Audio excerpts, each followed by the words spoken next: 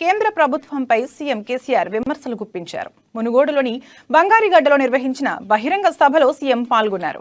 ఈ సందర్భంగా బీజేపీ హైకమాండ్పై మండిపడ్డారు. చేనేతలపై 5% జీఎస్టీ విధించి నేతన్నలను కష్టాల పాలు చేస్తున్నారని ఆరోపించారు. ఎమ్మెల్యేల కొనుగోలు అంశం ప్రస్తావించిన సీఎం ప్రధాని మోదీ ప్రభుత్వం విధ్వంసాలకు తావిస్తోందన్నారు. ఓటు అనేది మన తలరాత రాసుకునే గొప్ప ఆయుధమని, అది అలవోకగా వేస్తే ఒళ్ళు మరిచి ఓటేస్తే ఇల్లు కాలిపోతుందన్నారు. చాలా జాగ్రత్తగా ఆలోచించి మంచి చెడు ఆలోచించి ఓటు వేయాలని చెప్పారు. బతుకులు మునుగోడు బాగుపడతాయి, తెలంగాణ భారతదేశం కూడా బాగుపడుతుంది. ఎవరో చెప్పారని మర్యాద చేశారని డాన్స్ చేస్తే మంచిగా అనిపించిందని ఓటేస్తే ప్రమాదం వస్తదని సీఎం కేసీఆర్ పేర్కొన్నారు.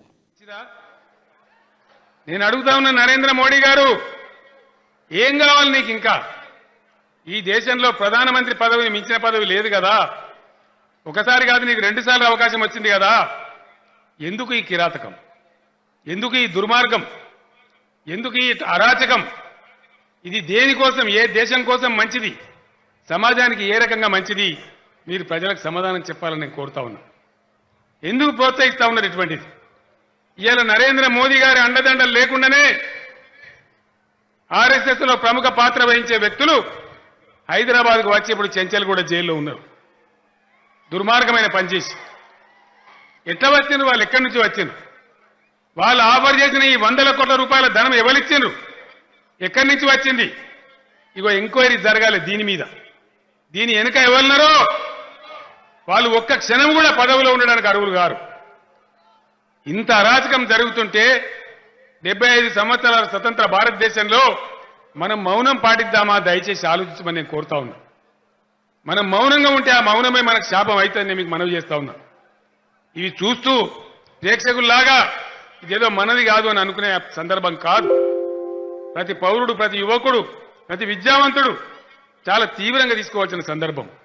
దయచేసి మునుగోడులో ఉన్న మేధావి వర్గం, విద్యాధికులు, కవులు, కళాకారులు, రచయితలు, మా అన్నదమ్ములు, మా అక్క చెల్లెలు మనసు పెట్టి ఆలోచించాలే. నేను చెప్పిన మాట నిజమా కాదా మీ ఊరికి పోయిన తర్వాత మీరు చర్చ చేయాలని చెప్పి నేను కోరుతా ఉన్నా. దయచేసి ఇప్పుడు కానీ ఓటేసేటప్పుడు దేనికో ఆశపడి ఎవడో చెప్పిండని ఇంకా ఇంకో రకంగా ఏదో మాయపరిస్తే ఆ మాయ మాటలకు లొంగిపోయి ఓట్లేస్తే మంచి జరగదు. మనం పండ్లు తినాలంటే ముండ్ల చెట్లు పెడితే పండ్లు రావు, పండ్ల చెట్లు పెడితేనే పండ్లు వస్తాయి. చెట్టు పెట్టేటప్పుడే జాగ్రత్తగా పెట్టాలి, ఓటు వేసేటప్పుడే జాగ్రత్తగా వేయాలి. గాడిదలకు గడ్డేసి ఆవులకు పాలు పిండితే పాలు రావు. వస్తాయా? రావు కదా. మరి గడ్డి వేసేటప్పుడే గాడికి వేస్తున్నామా, ఆవుకి వేస్తున్నామా చూసి వేయాలి. దయచేసి ఆలోచన చేయాలి. యుద్ధం చేయాలి. మునుగోడులో 2 వర్గాలు, అన్ని వర్గాలు ఉన్నారు. ఇక్కడ చేనేత కార్మికులు ఉన్నారు. నేను చేనేత కార్మికులకు ఒకటే మాట మనవి చేస్తా ఉన్నా.